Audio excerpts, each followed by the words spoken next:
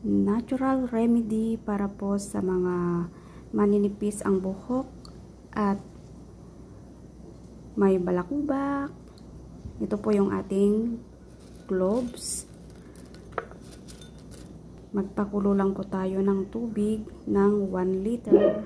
Isang kutsara lang po ng ating cloves ang gagamitin. Ayan, kumukulo na. 5 minutes lang po. Ayan. Ganyan na po siya. Yan ang ating home remedy. Ayan na. Ang ating cloves. Ito na siya. Kailangan lang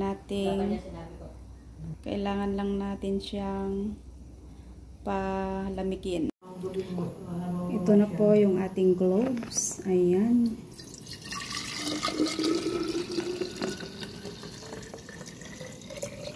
Home remedy.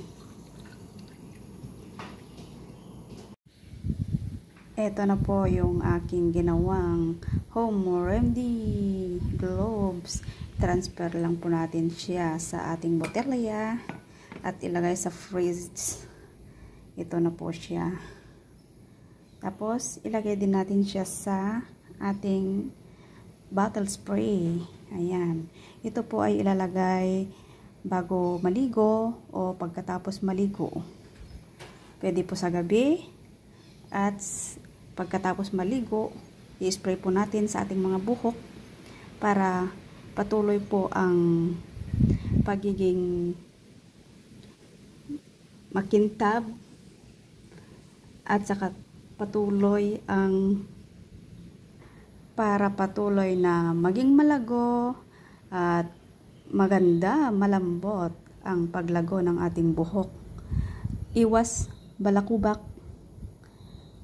Ayan po ang aking mga tips dito po sa ating home remedy gloves. Ayan.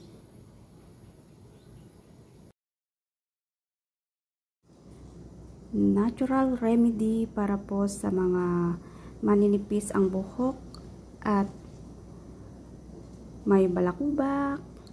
Ito po yung ating gloves. Magpakulo lang po tayo ng tubig ng 1 liter.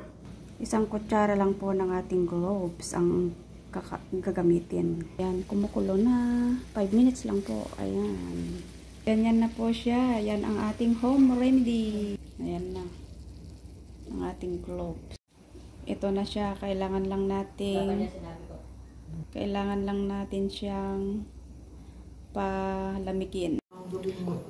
Ito na po yung ating gloves. Ayan.